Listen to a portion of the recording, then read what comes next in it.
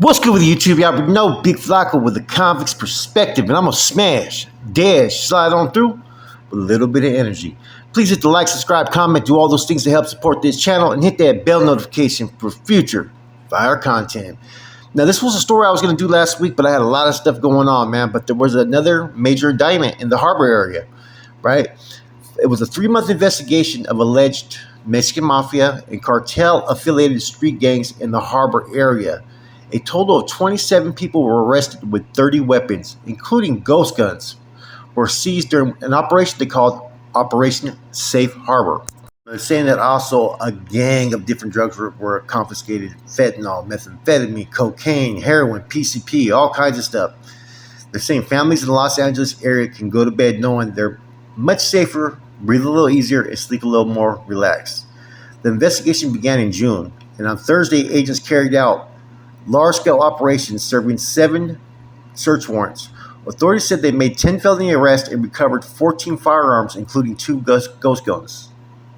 They also seized about $4,000. They also had a short-barreled rifle that was pretty much, it seemed like it was sawed off, they're saying. Now, apparently the investigation took them uncover additional arms of criminal enterprise, resulting in additional arrests and investigations in communities throughout California, including Tulare and Kern County. For those who would continue to involve themselves in gun trafficking and narcotic trafficking and the poisoning of what we see in Los Angeles, know that your time is measured. Basically, what he's saying is that they're watching everybody and that they're coming with a full force. The suspects have been referred to LA County District Attorney's Office for potential filing of felony charges, including transportation of controlled substances, possession of controlled substances for sale, conspiracy to commit crime, and felon in possession of a firearm. Now, there's some interesting things around these indictments that nobody's talking about. Okay, a week before this, right?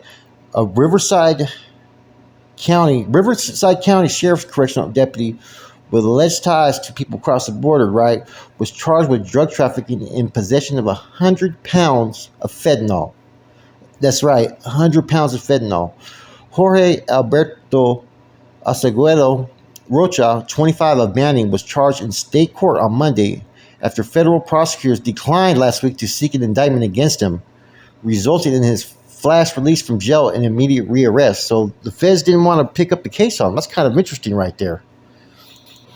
So along with the transportation count, Aceguera Rocha is charged with possession of controlled substance for sale, along with sentence-enhancing allegations of perpetrating a drug-related offense while armed. He pleaded not guilty during an arraignment before Riverside County Superior Judge Valerie Navarro, who scheduled a felony settlement conference for October 31st at Banning Justice Center. According to a declaration regarding felonious source of bail filed in Riverside County Superior Court, Aceguera Rocha conducts narcotics-related activity in concern with the Mexican cartel, and due to the nature of this relationship, it is presumed that Aceguera Rocha has access to large quantities of narcotics as well. The defendant is being held on $5 million bail at the Byrd Detention Center in Murrieta. He resigned his position with the Riverside County Sheriff's Department immediately after he was arrested the first time. Now, this part of the story is where it gets interesting. Early last week, detectives submitted their case against Aceguera Rocha to the U.S. Attorney's Office, but federal prosecutors declined to seek an indictment, according to Sheriff Captain Rob Rajavin. U.S. Attorney's Office spokesman Thom Moslake declined to comment on the matter. Because Aceguera Rocha's guaranteed speedy arraignment window closed on Wednesday, he was flash released from jail, but immediately was rearrested on essentially the same allegations as before. Rajavin said detectives then took their case to the District Attorney's Office and received confirmation that a criminal complaint would be filed. That could be one of two things, everybody. That could mean, one, they have a whole other investigation that the feds are running on this guy and they did not want to indict him at this time. Or two, there's some corruption going on. In any event, the sheriff captain didn't say how long the Special Investigations Bureau had been conducting surveillance on the defendant or what evidence prompted the investigation into alleged narcotics dealing, which did not include smuggling narcotics into Riverside County jail system. The Sheriff Department condemns any form of illegal activity and remains resolute in its commitment to deterring and preventing such behavior. We will employ all necessary measures to ensure the highest standards, integrity, and professionalism among its personnel. Now, he'd been working for basically the department, and in particular correctional facility in Bounty, since April of 2019. So this officer was pretty much tied into someone somehow. Um, this is a serious fucking indictment, man. 104 pounds of fentanyl.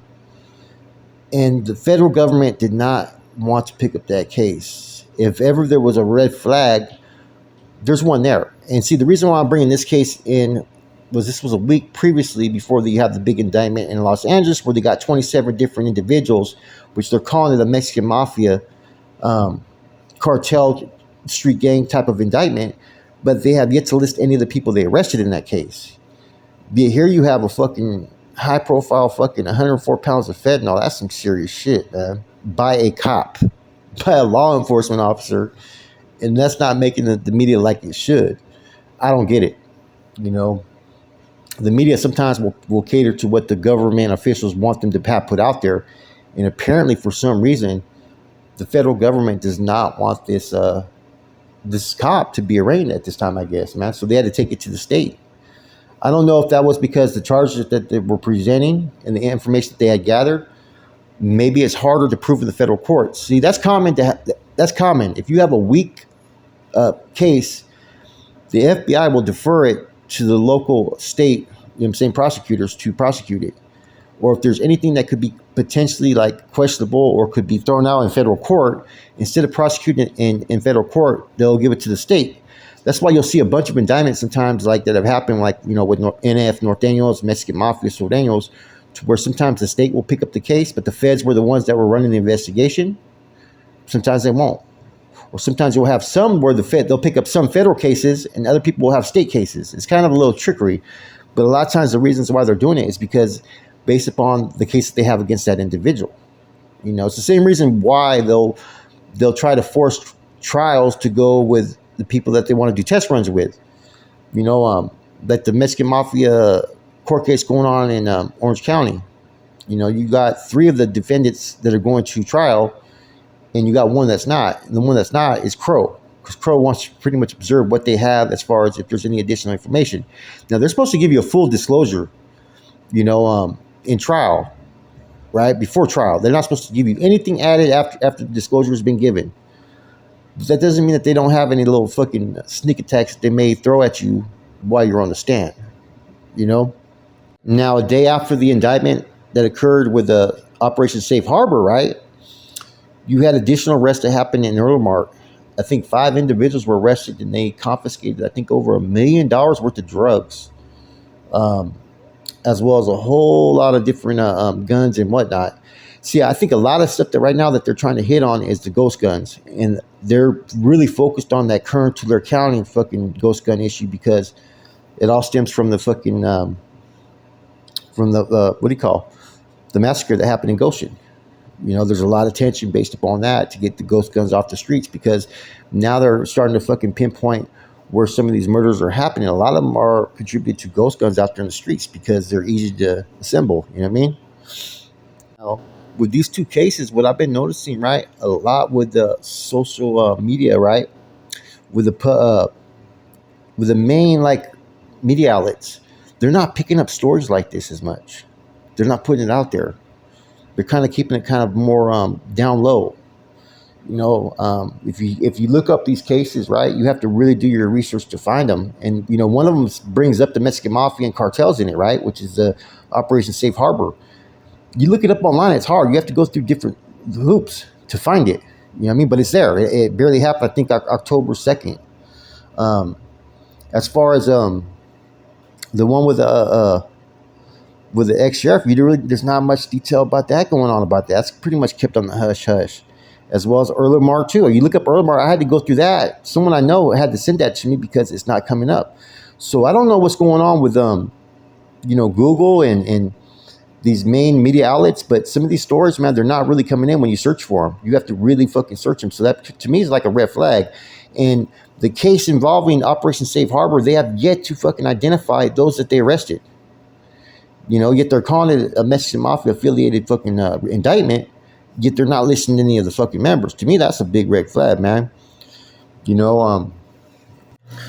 Same way that we've had a lot of murders in California in the prison system that are not being reported till like weeks later, even months.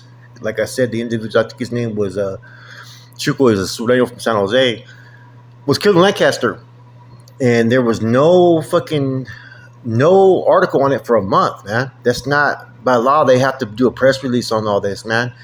And so a lot of these cases are not showing up like they did before. I don't know what that means. I don't know if it has anything to do with YouTube, or if the cases are weak, or if there's more indictments coming on different cases that they're trying to be more, incognito with the cases they put out there. It could be for a variety of reasons. Some of these recent headlines, man, that I was able to find after doing numerous searches, right? They're fucking major, like, accusations, man. You got accusations of a sheriff working with people across the borders, but they don't say who. They say he had 104 pounds of fentanyl. That's a lot. Then you got this Operation Safe Harbor, like I said. Numerous guns, it seems like it was the main focal point. And that translated into arrests in Tulare County and Kern County as well, right? But they don't list any of the people that they arrested or what gangs they targeted. So I know that they hit, what was it, the South Harbor not that long ago, recently on indictments, as well as a couple other hoods close to East LA as well. But a lot of it, they're not putting out the information. They're not putting out who, what, where, when, why. And a lot of that, like I said, man, is the way the judicial system's working now, as far as federal and state cases, is that any gangs from like Southern California that they know being Sureño or Trece, they're going to count them, any acts that they do, as a Mexican Mafia line. It gives them more of a bigger fucking indictment, bigger case, and they can add all the enhancements. Same thing up north. Anything a Norteño gang member, right, say it has nothing to do with the NF, but they're going to say based upon its affiliations falling under their bandera, they're going to be fucking subjected to fucking the penalties of a RICO indictment. State RICOs and fucking federal RICOs. I mean, they're not playing that nowadays, man. And I think a lot of times when you see cases like this, I think it's for bigger things that are going to come. That's the only thing I could think of why there's been limited information or coverage of these cases, because they're kind of big cases in a sense, man. So apparently the sheriff, right, that got arrested with all 104 pounds of packaged up fentanyl, which was in M30 pills, which were the counterfeits. Apparently he was stopped, I think, on Interstate 10 in an area I think called Cali Mesa by County Line, I think, Road. So apparently when they stopped him, they brought the dogs, and the dogs basically hit that there was fentanyl packaged up in the ride. They also found the handgun as well, which is not uncommon being he is sheriff deputy. But yeah, this is a crazy case, man. I don't know why none of these cases are getting as much attention as they should. But in any event, man, hope everybody has a positive, productive day. Stay in good spirits, man. Stay positive attitude. Hopefully good things happen for you today, man. I'm just going to continue to do the best I can every day. Life isn't easy all the time, man. It'll beat the fuck out of you. You got to keep on getting up and pushing and pulling, man. Striving. Hey, at the end of the day, all we need to do is make sure we do our best. That's it. I'm gone.